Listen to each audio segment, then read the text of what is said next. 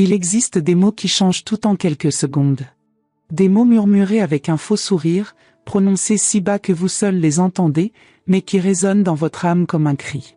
C'est ainsi que cela m'est arrivé ce matin de juin, dans le jardin du château de Miolans, quand Soline Marchand s'est penchée vers moi avec sa robe de mariée impeccable, sa coiffure parfaite, et m'a dit avec toute la froideur du monde, « Élise, je veux une voiture neuve pour nous, un modèle cher. Si vous ne l'achetez pas, je vais dire à tout le monde ici que je suis enceinte de votre fils. » Mon cœur a failli s'arrêter. J'ai regardé autour de moi et j'ai vu les invités rire, l'orchestre accordant ses instruments, les tables décorées de lavande provençale se balançant doucement au vent des montagnes de Savoie. Tout semblait parfait. Mais je venais de découvrir que mon fils unique, Adrien, était sur le point d'épouser une femme capable de le détruire juste pour obtenir ce qu'elle voulait. Je m'appelle Élise Darcourt et pendant 69 ans j'ai appris que la vie nous enseigne plus par les douleurs que par les joies. J'ai élevé mon fils seul depuis que je suis devenue veuve, travaillant des décennies à la bibliothèque municipale de Chambéry, économisant chaque centime, me sacrifiant pour qu'il ait une vie digne. Adrien a toujours été un garçon sérieux, éduqué, travailleur. Il ne m'a jamais causé de problème. Jusqu'à ce qu'il rencontre Soline. Elle venait d'une famille qui a toujours tenu à afficher une richesse qu'elle ne possédait pas, de celles qui vivent de façades et de robes chères achetées à crédit. Dès le premier dîner où je l'ai rencontrée, j'ai perçu quelque chose d'étrange dans ses yeux. Une froideur déguisée en douceur. Une ambition cachée derrière des sourires répétés. Mais Adrien était amoureux, aveuglé par l'enchantement de cette femme élégante qui savait exactement quoi dire et comment se comporter pour le conquérir. Dans les mois qui ont précédé le mariage, j'ai commencé à remarquer des choses. De petites exigences que Soline formulait, toujours sur ce ton de celle qui ne fait que suggérer, mais qui en réalité étaient des ordres déguisés. Elle voulait qu'Adrien change de voiture, qu'il déménage dans un appartement plus grand, que la lune de miel se fasse à Santorin et non à Nice comme il l'avait initialement prévu. Mon fils acceptait tout, trop épuisé pour discuter, travaillant des heures supplémentaires pour payer les coûts croissants d'un mariage qui avait déjà dépassé tout budget raisonnable. J'ai essayé de lui parler à plusieurs reprises, mais il répondait toujours avec ce sourire fatigué, « Maman, elle veut juste que tout soit beau. » C'est normal. Toutes les mariées sont comme ça. Mais je savais que non. Je savais qu'il y avait quelque chose de profondément mauvais. C'est alors que, 3 semaines avant le mariage, j'ai assisté à une conversation qui a tout changé. J'étais chez eux pour livrer un colis qui était arrivé à mon adresse par erreur, quand j'ai entendu Soline au téléphone sur le balcon. Elle ne savait pas que j'étais là. Sa voix était complètement différente, dure, calculatrice, sans aucune trace de cette douceur performative qu'elle affichait toujours. « Adrien va faire tout ce que je veux », disait-elle à quelqu'un de l'autre côté de la ligne, probablement une amie.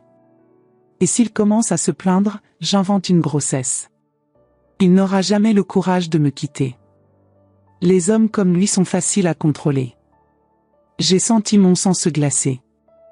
Mes mains ont tellement tremblé que j'ai failli laisser tomber le carton que je tenais.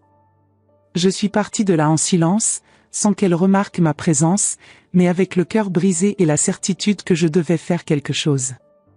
Pendant des jours, je n'ai pas réussi à bien dormir. Je pensais à en parler à Adrien, mais je savais qu'il ne me croirait pas. Soline avait tissé une toile si parfaite autour de lui que toute accusation de ma part ressemblerait à de la jalousie de belle-mère, de l'envie, un désir de gâcher le bonheur de mon propre fils. Alors j'ai pris une décision. J'ai acheté un petit enregistreur numérique, de ceux qui sont discrets et tiennent dans la paume de la main, et j'ai commencé à tout documenter. Je suis retournée chez eux à d'autres moments, toujours avec des excuses plausibles, et j'ai enregistré d'autres conversations. Soline était négligente quand elle pensait être seule ou seulement avec ses amis. Elle parlait ouvertement de ses manipulations, de comment elle prévoyait de contrôler les finances d'Adrien après le mariage, de comment je serais progressivement écartée de leur vie une fois que je ne serais plus utile. Je me suis demandé si je ne devenais pas folle. Si une mère de 69 ans, veuve, solitaire, ne projetait pas ses peurs et ses insécurités dans une situation parfaitement normale. Mais alors je me souvenais de cette phrase, « J'invente une grossesse ». Et je savais que non. Je savais que je protégeais mon fils de la pire forme de trahison, celle qui vient déguisée en amour. Vous savez quand vous sentez que vous êtes sur le point de vivre quelque chose qui va tout changer pour toujours? C'est ainsi que je me suis réveillée le jour du mariage. Le ciel de Chambéry était absurdement bleu, sans un seul nuage, comme si la nature elle-même se moquait de la tempête qui se formait en moi. J'ai enfilé mon tailleur bleu marine, le plus élégant que je possédais, attaché mes cheveux gris en un chignon discret, et mis dans la poche de la veste ce petit enregistreur qui contenait la vérité.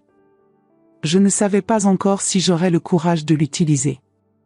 Je ne savais pas si je pourrais détruire le jour le plus important de la vie de mon fils pour le sauver d'années de souffrances futures. Le jardin du château de Miolan est l'un des plus beaux endroits de Savoie.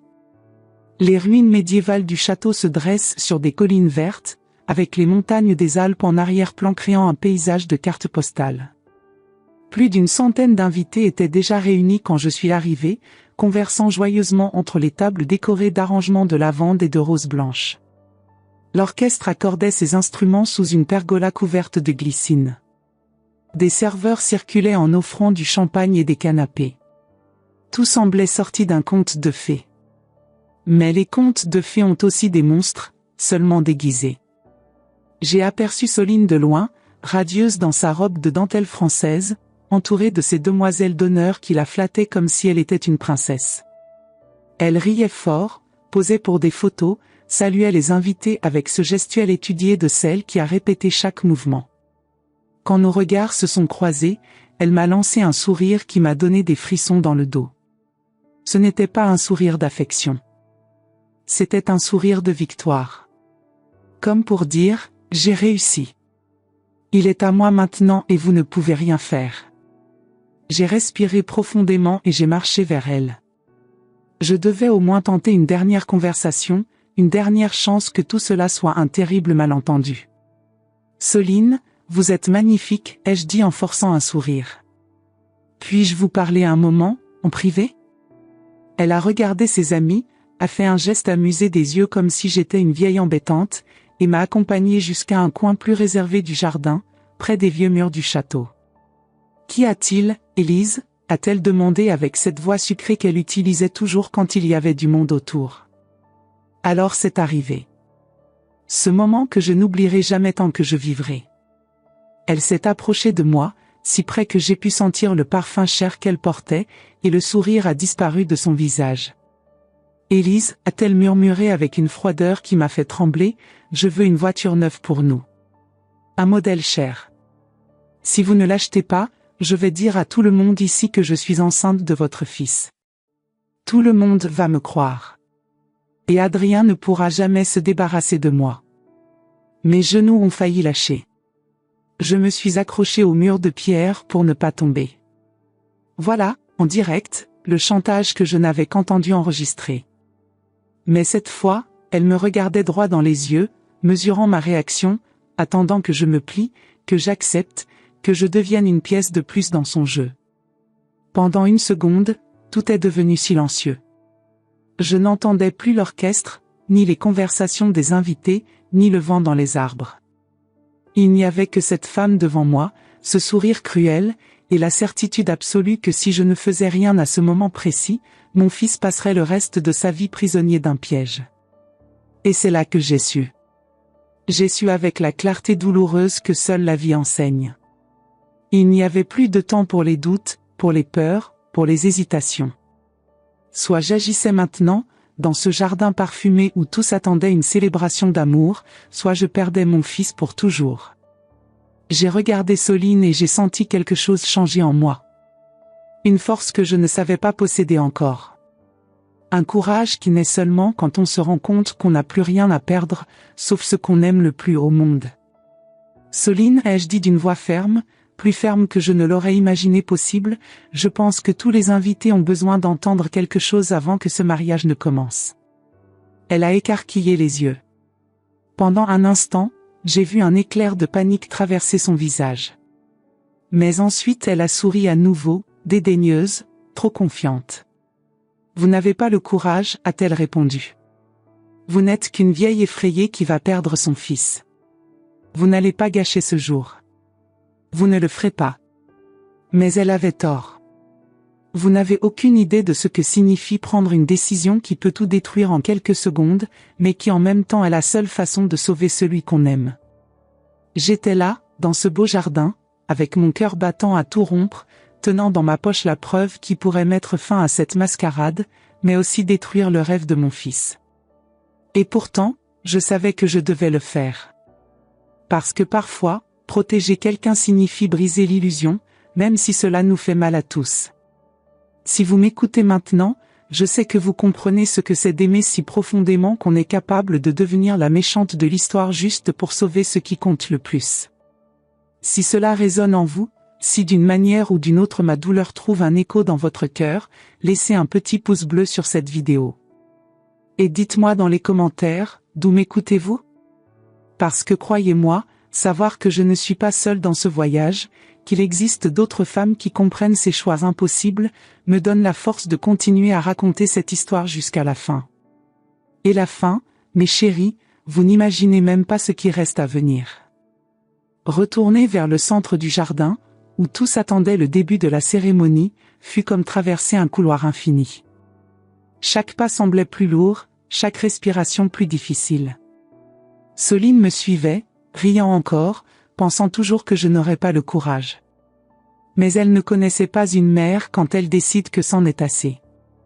Elle ne connaissait pas des décennies de silence avalé, d'humiliation acceptée, de douleur gardée.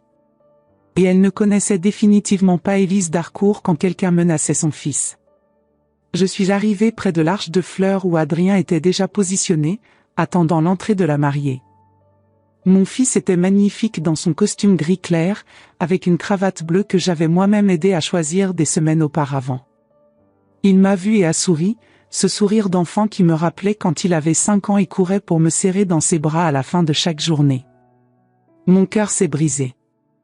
Mais je ne pouvais plus reculer. « Excusez-moi » ai-je dit d'une voix tremblante mais ferme.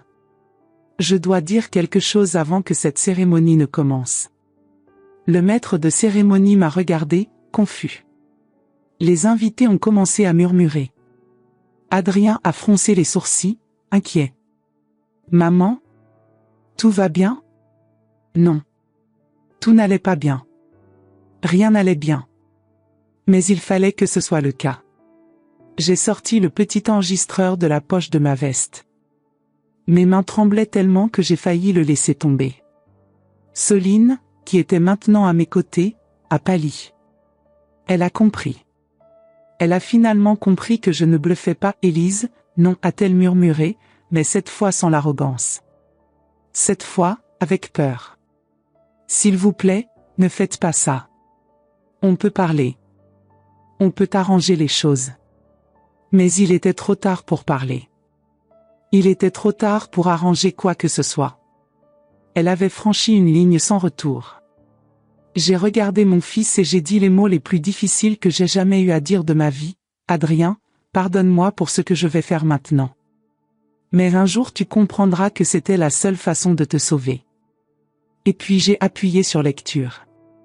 La voix de Soline a résonné dans les haut-parleurs du jardin, claire, froide, reconnaissable. Adrien va faire tout ce que je veux.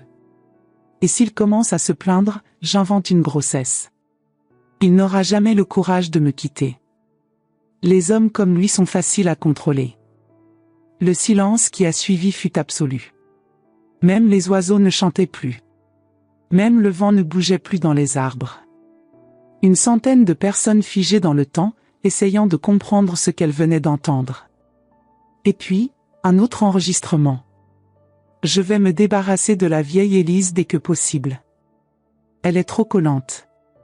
Je vais inventer quelques disputes, faire en sorte qu'Adrien choisisse entre nous. Il me choisira toujours. Adrien était blanc. Complètement blanc. Il regardait Soline comme s'il ne l'avait jamais vue auparavant. « C'est ta voix ?» a-t-il demandé, la voix brisée. « Tu as dit ça? Tu as vraiment dit ça ?» Soline a essayé de parler, a essayé de trouver une explication, une excuse. Mais il n'y en avait pas. Il n'y avait aucun moyen d'expliquer l'inexplicable. Il n'y avait aucun moyen de justifier la cruauté pure et calculée que tous venaient d'entendre. Adrien, je peux t'expliquer, a-t-elle commencé, mais sa voix était désespérée, aiguë. C'était sorti de son contexte. Je plaisantais avec mes amis. Je ne ferai jamais. Mais il a levé la main, demandant le silence. Et dans ce geste, j'ai vu mon fils s'effondrer et renaître en même temps. J'ai vu l'homme amoureux mourir et l'homme conscient émerger des cendres. Tu m'as menti, a-t-il dit, et chaque mot était une lame. Tu m'as manipulé. Tu allais me piéger avec un mensonge sur une grossesse. Tu prévoyais d'éloigner ma mère de moi. Soline a commencé à pleurer, mais c'était des larmes de désespoir, pas de remords. Des larmes de quelqu'un qui a perdu le contrôle, pas de quelqu'un qui se soucie vraiment. S'il te plaît, Adrien. Je t'aime. Je t'aime vraiment.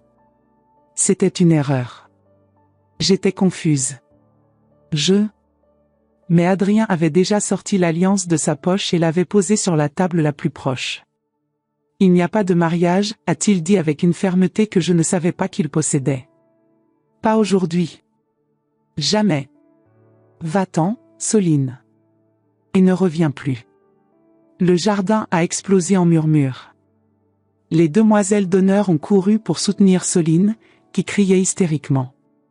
Ses parents, qui jusqu'alors étaient assis au premier rang avec des expressions fières, se sont levés furieux.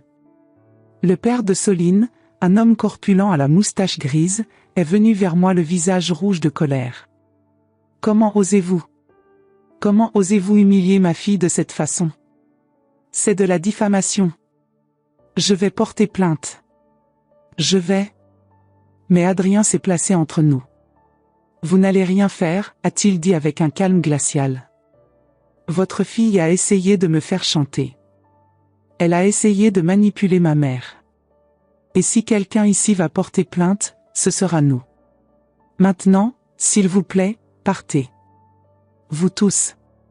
La famille Marchand est sortie du jardin comme une procession funèbre, emmenant Soline qui criait encore, pleurait encore, essayait encore d'inventer des explications. Certains invités les ont suivis, embarrassés. D'autres sont restés, sous le choc, ne sachant que faire ou que dire. Et moi, au centre de ce chaos, je tremblais simplement, tenant encore le petit enregistreur qui venait de mettre fin à un mariage, mais avait peut-être sauvé une vie. Adrien m'a regardé. Pendant un moment, j'ai eu peur de voir de la colère dans ses yeux. J'ai eu peur qu'il me reproche d'avoir détruit le jour qui aurait dû être le plus heureux de sa vie.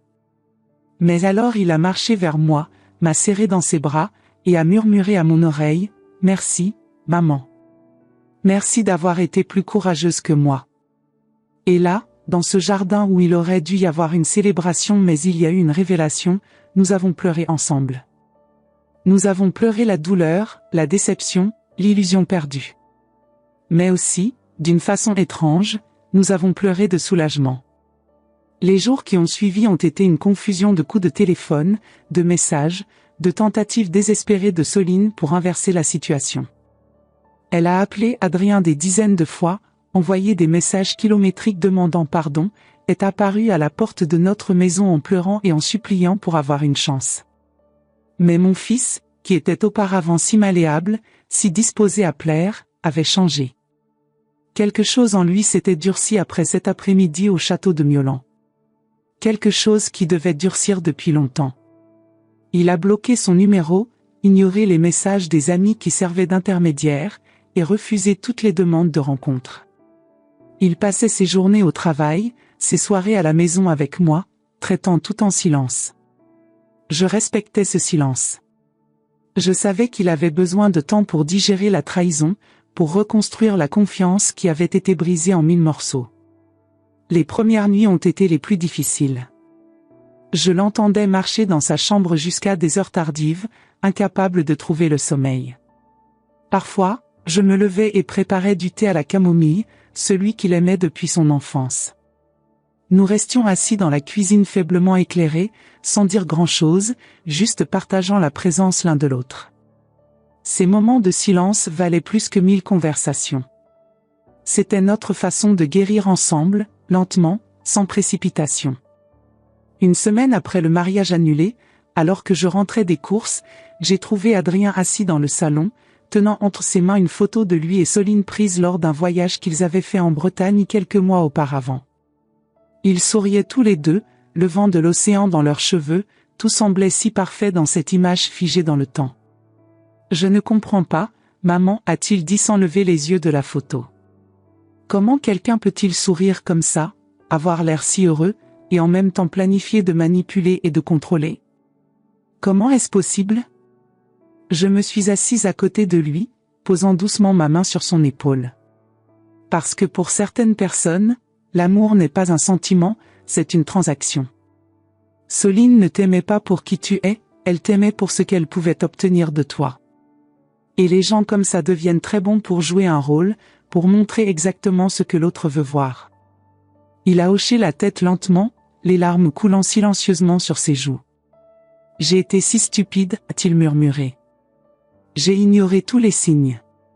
Toutes les petites choses qui me dérangeaient mais que je balayais sous le tapis parce que je voulais tellement que ça marche. Tu n'étais pas stupide, j'ai répondu fermement. Tu étais humain. Tu as fait confiance à quelqu'un que tu aimais. Ce n'est jamais une erreur de faire confiance. L'erreur était de sa part, pas de la tienne. Nous sommes restés là longtemps, regardant cette photo qui maintenant semblait appartenir à une autre vie, à une autre version d'Adrien qui n'existait plus. Les amis d'Adrien ont commencé à l'appeler, certains offrant leur soutien, d'autres simplement curieux de savoir ce qui s'était vraiment passé.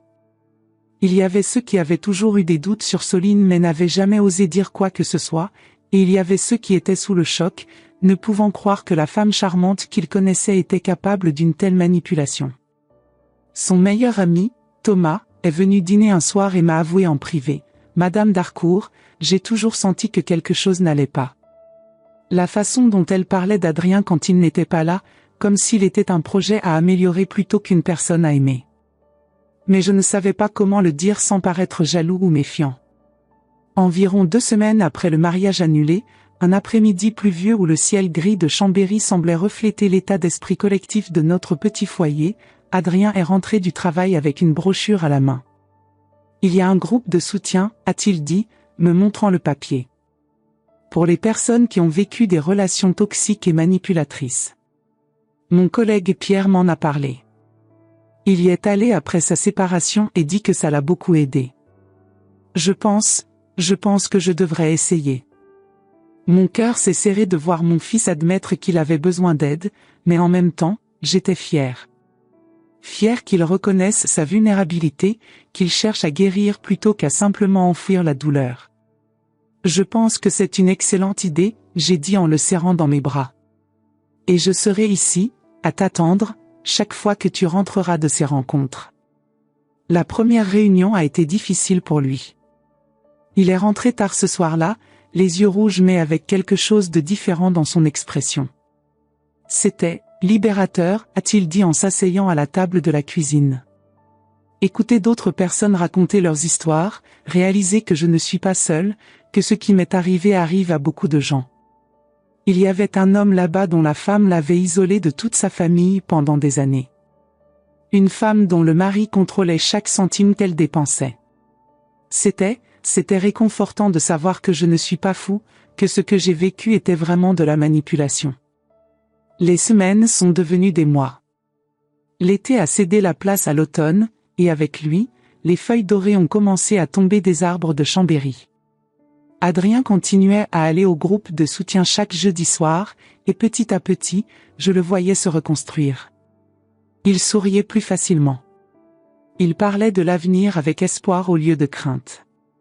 Il a même recommencé à faire du vélo dans les montagnes, une passion qu'il avait abandonnée pendant sa relation avec Soline parce qu'elle se plaignait qu'il passait trop de temps loin d'elle.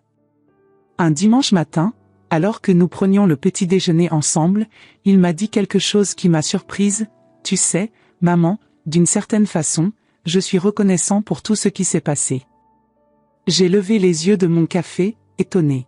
« Reconnaissant ?» Il a hoché la tête. « Oui. Parce que si tu n'avais pas eu ce courage, si je m'étais mariée avec elle, j'aurais pu passer des années, peut-être des décennies, dans cette relation toxique. J'aurais peut-être eu des enfants avec elle, et ils auraient grandi en voyant ce modèle malsain de relation. Tu ne m'as pas seulement sauvé, tu as sauvé toutes les versions futures de moi et de ma famille. Ces mots m'ont ému aux larmes. J'avais passé tellement de nuits éveillées, me demandant si j'avais fait la bonne chose, si j'avais trop interféré, si j'aurais dû laisser Adrien apprendre sa propre leçon même si cela signifiait souffrir davantage. Mais l'entendre dire cela, entendre qu'il comprenait vraiment pourquoi j'avais agi, a été comme un baume sur toutes ses inquiétudes. Une fin d'après-midi d'octobre, environ 3 mois après le mariage annulé, alors que les premières feuilles tombaient dans notre petite rue, Adrien est rentré du travail avec un éclat dans les yeux que je n'avais pas vu depuis des mois. « Maman », a-t-il dit en posant son sac et en me serrant dans ses bras, « j'ai rencontré quelqu'un. » Mon cœur a fait un bond. « Quelqu'un ?» ai-je répété, essayant de ne pas paraître trop anxieuse. Il a souri, ce sourire timide qu'il avait quand il était adolescent et me parlait d'une fille qu'il aimait. Au groupe de soutien. Une femme incroyable. Elle s'appelle Céline. Elle est professeure d'histoire au lycée. Elle a été trahie par son ex-mari. Elle comprend tout ce que j'ai traversé. Et elle est, réelle, maman. Authentique. Sans jeu, sans masque. J'ai senti un mélange d'espoir et de prudence. Parle-moi d'elle, ai-je dit, essayant de garder ma voix neutre. Et Adrien a parlé. Il a parlé pendant 1 heure, me racontant comment ils s'étaient rencontrés lors d'une session où chacun partageait son histoire, comment ils avaient commencé à prendre un café après les réunions, comment elle l'avait fait rire d'une façon qu'il pensait avoir oubliée. Elle ne demande rien, maman. Elle ne veut rien de moi sauf ma compagnie. Elle paie son propre café. Elle refuse que je lui achète des choses. Elle dit qu'elle veut construire quelque chose d'égal, où personne ne doit rien à personne. La semaine suivante, Adrien l'a amené dîner. J'avoue que j'étais nerveuse, peut-être même un peu méfiante. Comment ne pas l'être après tout ce qui s'était passé? Mais dès l'instant où Céline a franchi la porte, quelque chose en moi s'est apaisé. Elle était différente de tout ce que Soline avait prétendu être. Vêtue d'une simple robe en coton et de ballerines, sans maquillage excessif, sans bijoux ostentatoires. Elle m'a salué avec un sourire sincère et une étreinte chaleureuse qui ne semblait pas forcée ou calculée. « Madame d'Harcourt », a-t-elle dit avec une voix douce mais rassurée, « c'est un honneur de vous rencontrer. Adrien m'a tellement parlé de vous. Nous avons cuisiné ensemble ce soir-là, et j'ai observé comment elle se comportait dans ma cuisine. Elle ne commandait pas, ne critiquait pas, ne faisait pas de commentaires sur le fait que mon appartement était petit ou modeste. Elle a simplement retroussé ses manches et a aidé, posant des questions sur les recettes, écoutant mes histoires sur Chambéry, partageant ses propres expériences en enseignant l'histoire aux adolescents. Pendant le dîner, nous avons parlé de livres, d'histoire, de la beauté des Alpes en hiver, des petites joies de la vie. Et à aucun moment elle n'a mentionné l'argent, les voitures, les voyages coûteux ou quoi que ce soit de matériel. Quand elle parlait d'Adrien, ses yeux brillaient d'une façon qui semblait vraie. Elle ne le regardait pas comme un projet ou une possession, mais comme un partenaire, un égal. Après le dîner, alors que nous séchions la vaisselle ensemble pendant qu'Adrien préparait le café, Céline m'a dit quelque chose que je n'oublierai jamais. « Madame d'Harcourt, je sais que cela doit être difficile de faire confiance à quelqu'un de nouveau après ce qui s'est passé. Mais je veux que vous sachiez que je ne ferai jamais de mal à votre fils.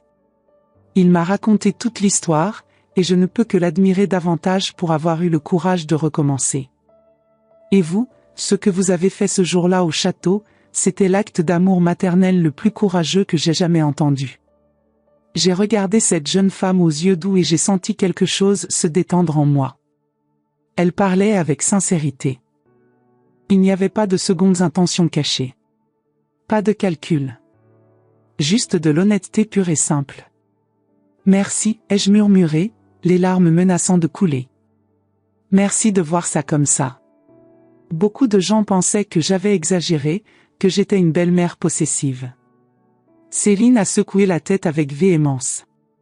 Vous étiez une mère qui protégeait son enfant d'un prédateur émotionnel.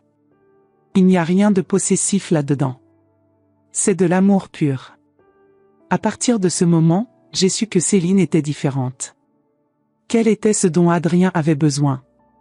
Et surtout, qu'elle était réelle. Les mois ont continué à passer. L'automne a cédé la place à l'hiver, et Chambéry s'est couvert de neige. Adrien et Céline passaient de plus en plus de temps ensemble, mais toujours de manière saine, équilibrée. Elle avait sa vie, ses amis, sa carrière. Il avait la sienne. Ils se soutenaient mutuellement sans s'étouffer. C'était une relation que je n'avais jamais vu Adrien avoir auparavant, même dans les premiers mois avec Soline quand tout semblait parfait.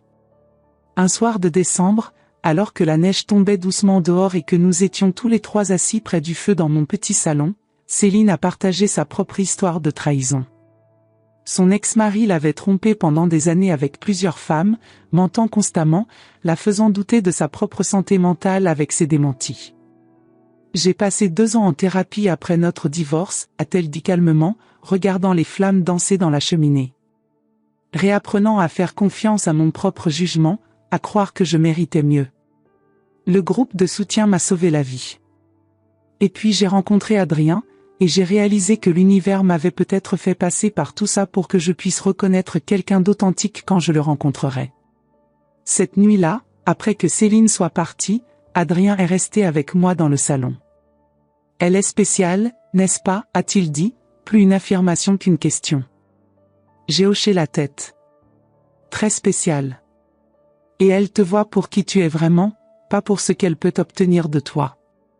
C'est la différence. Il a souri, ce sourire paisible de quelqu'un qui a finalement trouvé sa place. Je pense que je vais lui demander de m'épouser. Pas tout de suite, mais bientôt. Quand le moment sera bon. Mon cœur s'est à la fois serré et dilaté. Serré par le souvenir de ce qui s'était passé la dernière fois qu'il avait parlé de mariage. Dilaté par l'espoir que cette fois, ce serait différent. Prends ton temps, ai-je conseillé doucement. Laisse la relation grandir naturellement. Il n'y a pas de précipitation. Il a hoché la tête. Je sais. Et cette fois, je veux tout faire bien. Pas de grandes cérémonies ostentatoires. Pas de pression. Juste 2 personnes qui s'aiment et qui veulent construire une vie ensemble. Le Noël est arrivé, et pour la première fois en années, notre maison était remplie de rires véritables. Céline a passé les fêtes avec nous, et Adrien semblait plus heureux que je ne l'avais jamais vu, même dans les premiers mois avec Soline. C'était un bonheur différent. Plus profond. Plus ancré dans la réalité plutôt que dans l'illusion. L'automne est arrivé à Chambéry avec ses feuilles dorées et son air frais des montagnes. Adrien était différent. Plus léger. Plus conscient. Il avait commencé à fréquenter un groupe de soutien pour les personnes ayant traversé des relations abusives et avait découvert que son histoire n'était pas unique. Beaucoup là-bas avaient été manipulés, contrôlés, fait chanter par des partenaires qui disaient les aimer. Les réunions du jeudi soir étaient devenues sacrées pour lui. Il rentrait souvent tard, mais toujours avec un sentiment de légèreté que je n'avais pas vu depuis des années. Il me racontait les histoires des autres participants, toujours en préservant leur anonymat, mais partageant les leçons qu'il apprenait. Il y a un homme là-bas, maman, m'a-t-il dit un soir, qui a passé 15 ans de sa vie avec une femme qui le critiquait constamment, qui le faisait se sentir petit, inadéquat. Il pensait que c'était normal. Que c'était de l'amour. Ce n'est que maintenant, à 52 ans, qu'il comprend qu'il méritait mieux. Ces histoires me brisaient le cœur, mais elles me rappelaient aussi pourquoi j'avais fait ce que j'avais fait. Combien de temps Adrien aurait-il mis pour se rendre compte? Combien d'années aurait-il perdu avant de comprendre qu'il était piégé? Parfois, en regardant mon fils parler avec passion de sa guérison, je me sentais en paix avec ma décision, même si elle avait été la plus difficile de ma vie. Un après-midi d'octobre, alors que je préparais du thé dans la cuisine, Adrien est arrivé avec ce même éclat dans les yeux que j'avais remarqué quelques semaines auparavant. « Maman, a-t-il dit en posant son sac et en me serrant fort dans ses bras, j'ai rencontré quelqu'un. Quelqu'un de spécial. » Mon cœur a fait un bond, un mélange d'espoir et de peur instantanée. « Quelqu'un » ai-je répété, essayant de garder ma voix calme, neutre, sans révéler l'anxiété qui montait en moi. Il a souri, Ce sourire timide et authentique qui me rappelait le garçon qu'il était avant Soline. Au groupe de soutien. Son nom est Céline. Elle est professeure d'histoire au lycée Jean-Jacques Rousseau. Elle a été trahie par son ex-mari, elle comprend tout ce que j'ai vécu. Et elle est réelle, maman. Authentique. Sans jeu, sans masque. Juste, elle-même. J'ai écouté attentivement alors qu'il me parlait d'elle pendant plus d'1 heure. Comment ils s'étaient rencontrés lors d'une session particulièrement intense où chacun partageait les moments les plus sombres de leur relation passée. Comment après la réunion, ils étaient allés prendre un café et avaient parlé jusqu'à ce que le café ferme. Comment elle l'avait fait rire d'une manière qu'il pensait avoir oubliée, avec des blagues sur ses élèves et des anecdotes sur l'enseignement de l'histoire française à des adolescents qui préféraient leur téléphone. Elle est différente de tout ce que j'ai connu, a-t-il dit, ses yeux brillant d'une lumière que je n'avais pas vue depuis si longtemps. Quand on prend un café, elle insiste pour payer le sien.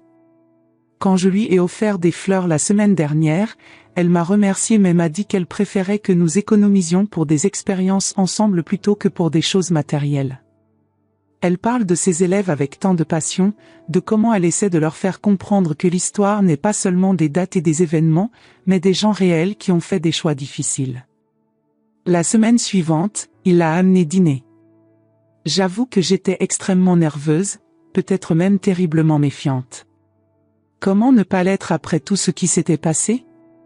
J'avais passé toute la journée à nettoyer l'appartement déjà propre, à préparer un bœuf bourguignon qui mijotait depuis des heures, changeant 3 fois de tenue avant de choisir une simple robe bleue. Mon cœur battait comme un tambour quand la sonnette a retenti. Mais dès l'instant où Céline a franchi la porte, quelque chose en moi s'est immédiatement apaisé. Elle était l'opposé complet de tout ce que Soline avait prétendu être. Vêtue d'une simple blouse en coton blanc et d'un jean, des ballerines usées aux pieds, les cheveux châtains attachés en une queue de cheval décontractée, sans maquillage excessif, sans bijoux ostentatoires. Elle portait juste de petites boucles d'oreilles argentées et un sourire qui semblait venir du cœur plutôt que du calcul. Madame d'Harcourt, a-t-elle dit en me serrant dans ses bras avec une chaleur qui m'a surprise, c'est vraiment un honneur de vous rencontrer. Adrien ne parle que de vous avec tant d'amour et d'admiration. Elle m'a tendu une petite boîte enveloppée dans du papier craft. J'ai apporté quelques macarons de la pâtisserie près de mon école. Rien d'extraordinaire, mais ils sont délicieux avec le café. Ce geste simple, sans prétention, m'a immédiatement touchée. Nous avons cuisiné ensemble ce soir-là, et j'ai observé chaque détail de son comportement dans ma modeste cuisine. Elle ne commandait pas, ne critiquait pas la taille de l'appartement, ne faisait aucun commentaire sur le fait que mes casseroles étaient vieilles ou que mon four était démodé. Elle a simplement retroussé ses manches et a demandé comment elle pouvait aider. Quand je lui ai montré comment couper les légumes pour la garniture, elle a écouté attentivement, posant des questions sincères sur les techniques de cuisine, me racontant des histoires amusantes sur ses propres désastres culinaires quand elle avait commencé à vivre seule. Mon premier poulet rôti était tellement cru à l'intérieur que j'ai failli empoisonner mes invités, a-t-elle ri, et son rire était contagieux, naturel, sans cette note forcée que j'avais toujours détectée chez Soline. Maintenant je sais au moins vérifier la température interne. Les cours d'histoire ne m'ont pas préparé à la cuisine, malheureusement. Pendant le dîner, nous avons parlé de tant de choses. De livres, elle adorait les romans historiques et les biographies. De l'histoire de Chambéry et de la Savoie, qu'elle connaissait remarquablement bien grâce à son métier. Des défis de l'enseignement aux adolescents à l'ère des réseaux sociaux. Des petites joies de la vie comme marcher dans les montagnes en automne ou boire du chocolat chaud pendant que la neige tombe. Et à aucun moment elle n'a mentionné l'argent, les voitures, les voyages coûteux, les restaurants étoilés ou quoi que ce soit de matériel. Quand elle parlait d'Adrien, ses yeux s'illuminaient d'une façon qui semblait absolument vraie.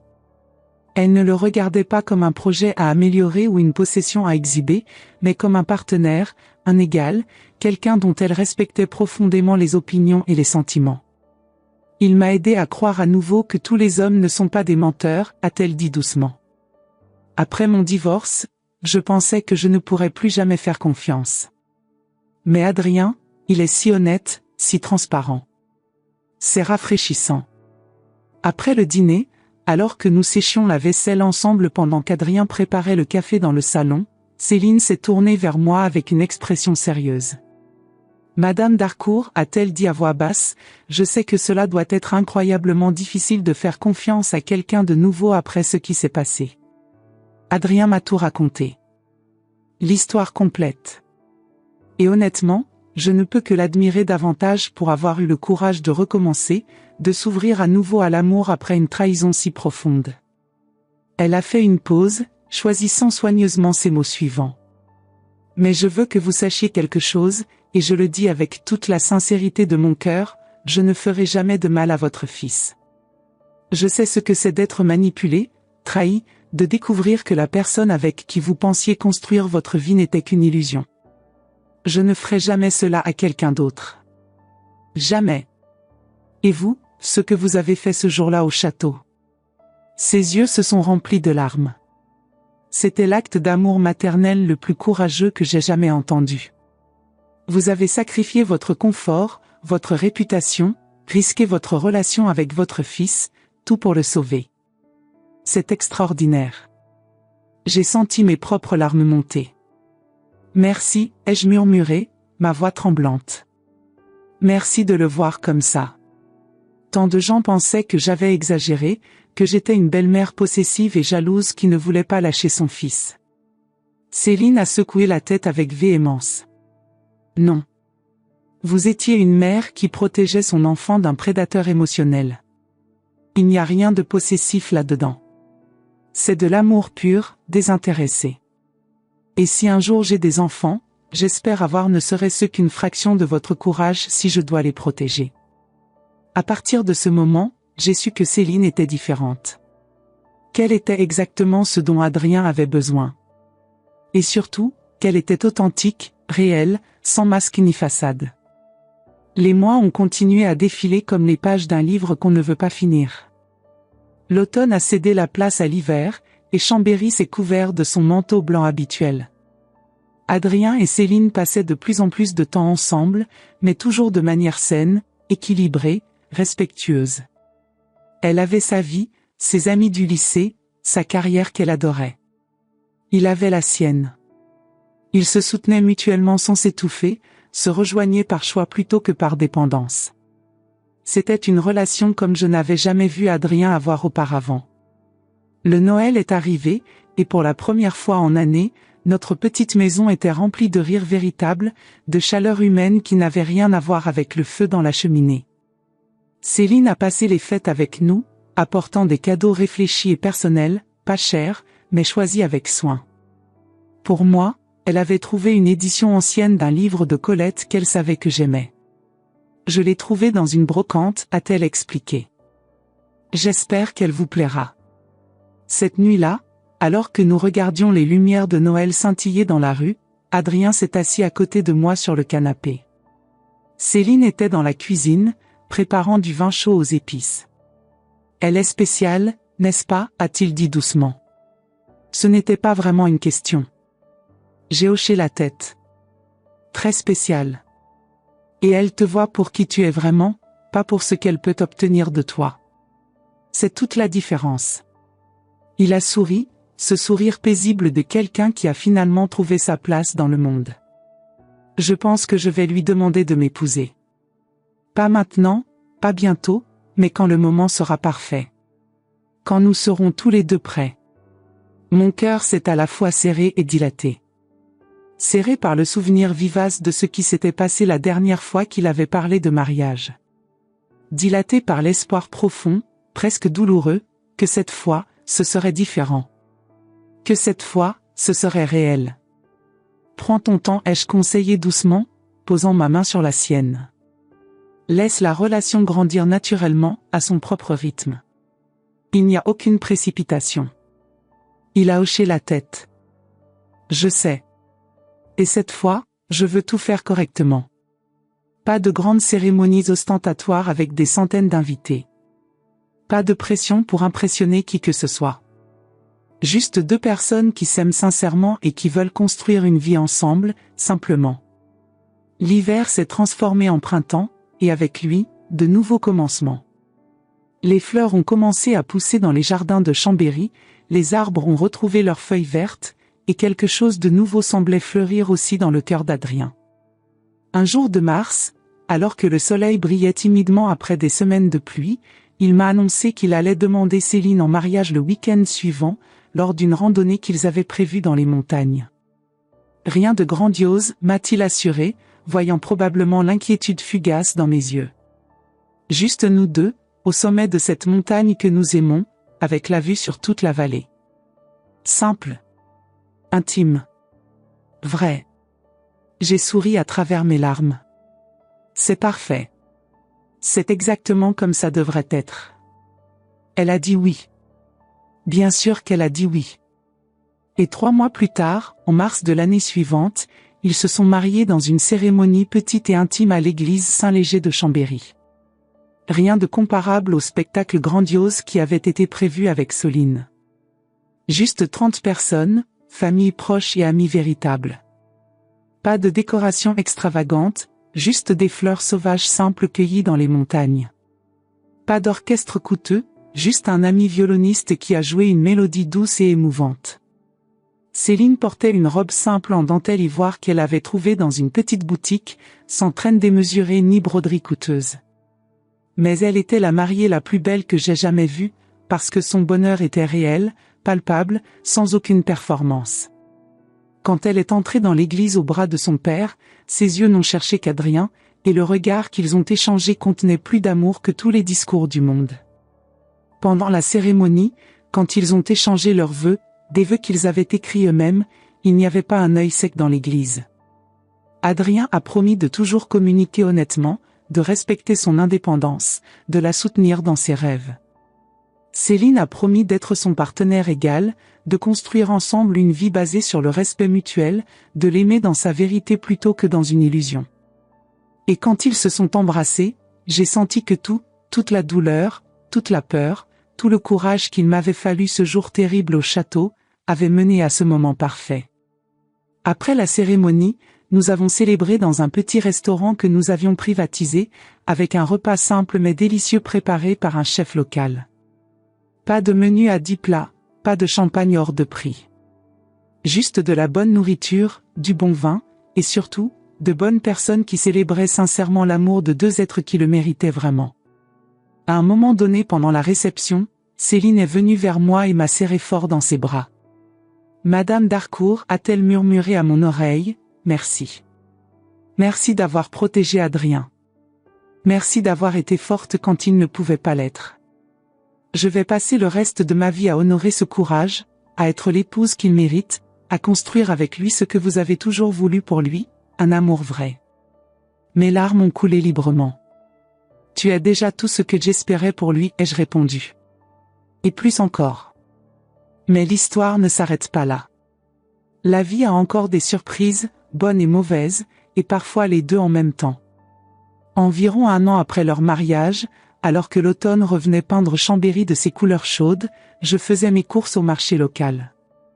C'était un samedi matin typique, l'air frais, les étals débordant de légumes de saison, l'odeur du pain frais flottant dans l'air.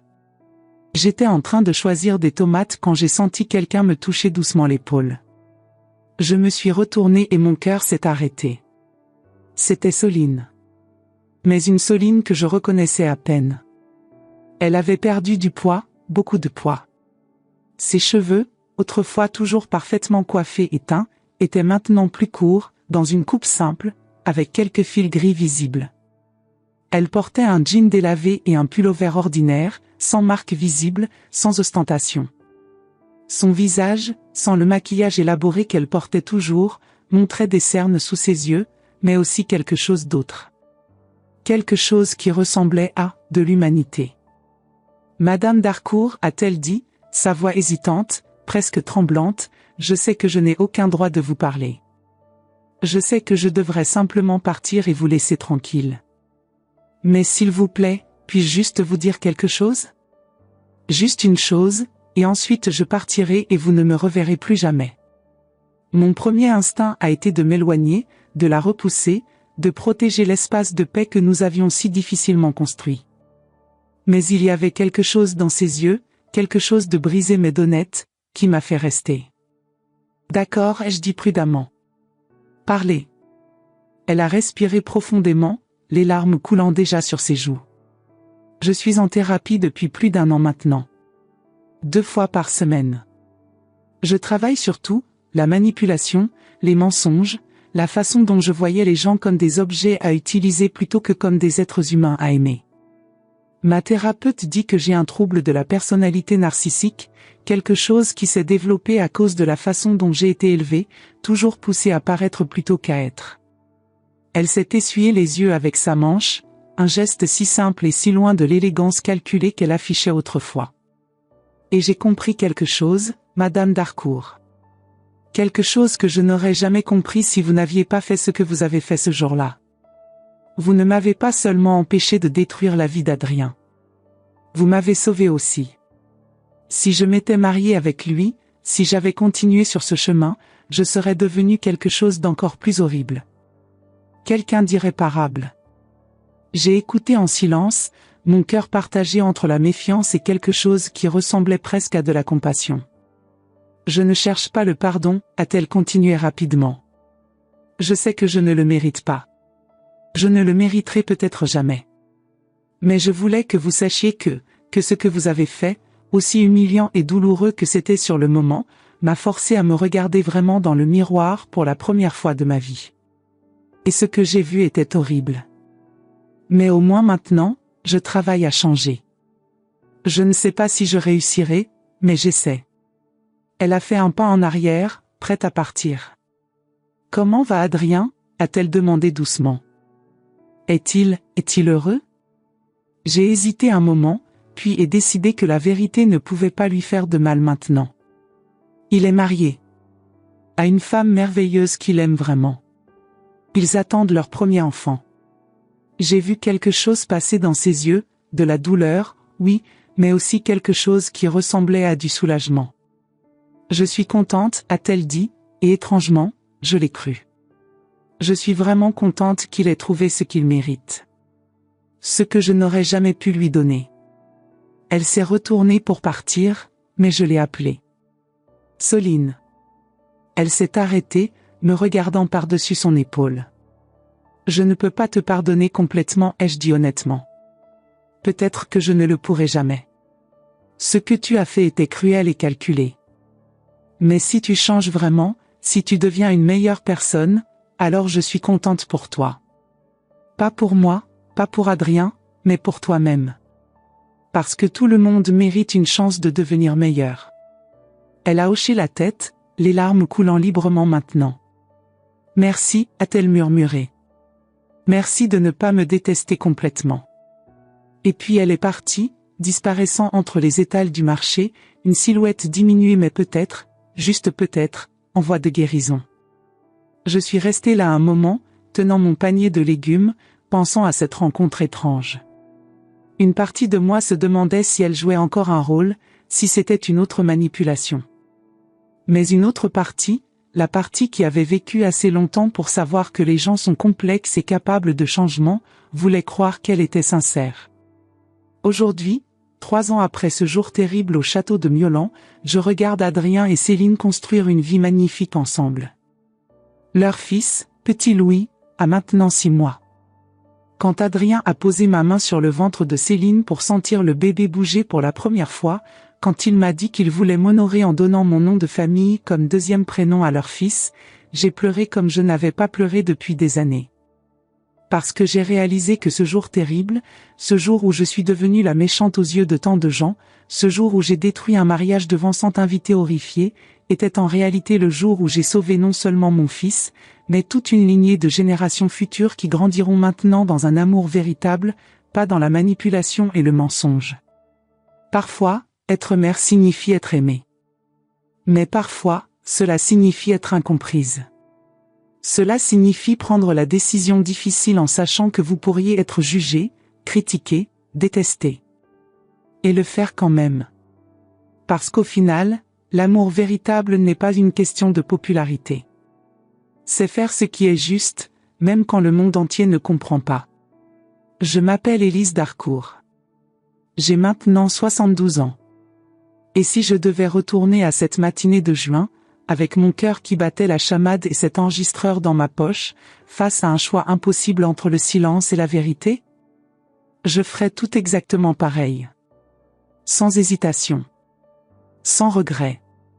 Sans une seule seconde de doute. Parce que sauver ceux que nous aimons n'est jamais une erreur. Même si le prix est élevé. Même si le chemin est douloureux. Même si, pendant un moment, tout le monde vous regarde comme si vous étiez le monstre. Parce qu'à la fin, quand la poussière retombe et que la vérité brille enfin, vous découvrez qu'être un monstre aux yeux des autres est préférable à être un lâche à vos propres yeux. Et cette leçon, mes chéris, est la plus précieuse que la vie m'ait enseignée. L'amour véritable demande parfois du courage. Le courage de se lever. Le courage de parler. Le courage de briser ce qui semble beau à l'extérieur mais qui est pourri à l'intérieur. Et si mon histoire peut inspirer ne serait-ce qu'une seule personne à avoir ce courage quand le moment viendra, alors chaque larme, chaque nuit blanche, chaque moment de doute aura valu la peine. Parce que c'est ça, l'amour maternel. Ce n'est pas toujours doux. Ce n'est pas toujours facile. Mais c'est toujours, fait avec le cœur. Vous savez ce que c'est de se regarder dans le miroir et de se demander si vous avez fait ce qu'il fallait? Je me suis posé cette question des centaines de fois. Les nuits où je n'arrivais pas à dormir, repassant chaque seconde de cette journée dans le jardin. Me demandant si j'avais détruit le rêve de mon fils ou si je l'avais sauvé d'un cauchemar déguisé en conte de fées. La réponse est venue quand j'ai vu ses yeux retrouver leur lumière. Quand j'ai vu mon petit-fils naître dans l'amour véritable plutôt que dans la manipulation.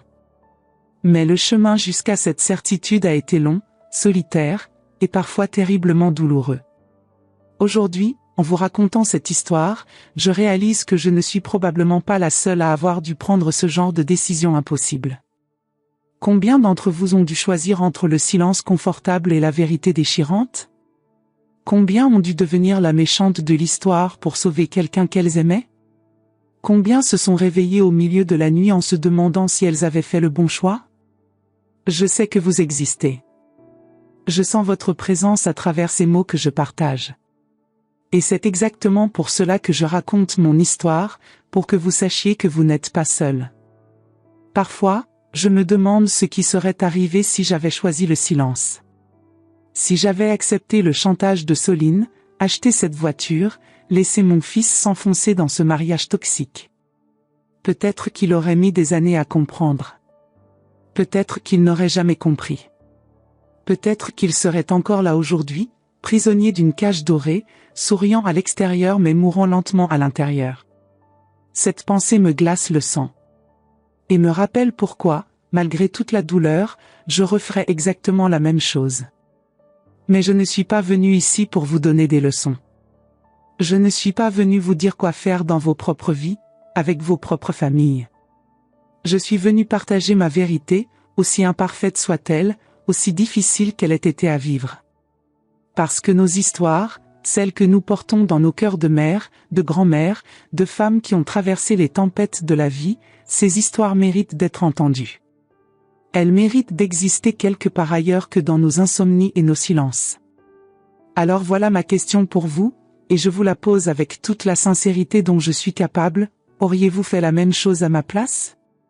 Si vous aviez découvert que votre enfant était sur le point de se marier avec quelqu'un qui le manipulait, qui planifiait de le contrôler, qui était prêt à mentir pour le piéger, auriez-vous eu le courage de tout révéler? Ou auriez-vous choisi le silence, espérant que les choses s'arrangent d'elles-mêmes? Il n'y a pas de bonne ou de mauvaise réponse. Il n'y a que nos vérités, différentes et pourtant si semblables. Je veux connaître votre histoire. Je veux savoir d'où vous m'écoutez en ce moment. Êtes-vous à Paris, à Lyon, à Marseille? Peut-être à Alger, à Casablanca, à Montréal? Où que vous soyez dans ce vaste monde francophone, vous faites partie de cette communauté invisible de femmes qui comprennent ce que signifie aimer si fort que cela fait mal. Écrivez-moi dans les commentaires. Dites-moi où vous êtes. Partagez, si vous le pouvez, si votre cœur vous le permet, un morceau de votre propre histoire. Parce que c'est dans ces partages que nous trouvons notre force collective. Peut-être avez-vous dû faire un choix similaire avec votre fils, votre fille, votre petit enfant. Peut-être avez-vous gardé le silence et le regretté encore aujourd'hui. Peut-être avez-vous parlé et votre famille vous en veut toujours. Ou peut-être, comme moi, avez-vous pris cette décision terrible qui a tout changé, et vous vous demandez encore, des années plus tard, si c'était la bonne. Toutes ces expériences comptent. Toutes ces douleurs méritent d'être reconnues. Toutes ces courages, qu'ils aient menés au succès ou à l'échec, méritent d'être honorés. Si cette histoire a touché quelque chose en vous, si elle a résonné avec une partie de votre propre voyage, je vous demande une petite chose, abonnez-vous à cette chaîne. Non pas pour moi, mais pour vous. Pour faire partie de cette communauté où nous partageons nos vérités sans jugement, où nous nous soutenons dans nos choix difficiles, où nous reconnaissons que la vie n'est pas faite de noir et blanc mais d'innombrables nuances de gris. Ici, vos histoires comptent. Vos voix méritent d'être entendues. Et ensemble, nous sommes plus fortes que séparées. Vous savez ce qui m'a le plus surprise dans tout ce parcours? Ce n'est pas la trahison de Soline. Ce n'est pas la douleur d'Adrien. Ce n'est même pas le courage que j'ai dû trouver pour appuyer sur ce bouton play. Non, ce qui m'a le plus surprise, c'est de découvrir combien d'autres femmes avaient des histoires similaires. Combien avaient dû faire des choix impossibles. Combien portaient des secrets douloureux. Et combien se sentaient seules dans leur expérience, pensant qu'elles étaient les seules à avoir vécu cela. Nous ne sommes jamais seuls. Jamais. Et c'est ce que je veux que vous sachiez en écoutant mon histoire. Alors prenez un moment. Respirez profondément. Et dans les commentaires ci-dessous, dites-moi ce que vous pensez vraiment.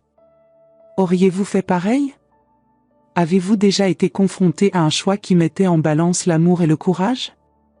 D'où m'écoutez-vous en ce moment? Dans quelle partie du monde francophone votre cœur bat-il pendant que vous entendez ces mots? Et si vous êtes prête, si vous sentez que c'est le bon moment, partagez un peu de votre propre lumière. Parce que vos histoires, aussi douloureuses soient-elles, sont aussi des phares pour d'autres femmes qui naviguent dans l'obscurité. Ensemble, nous créons quelque chose de plus grand que nous-mêmes. Ensemble, nous transformons nos blessures en sagesse. Et ensemble, nous prouvons que l'amour véritable exige parfois le courage de briser le silence, même quand le monde entier nous regarde.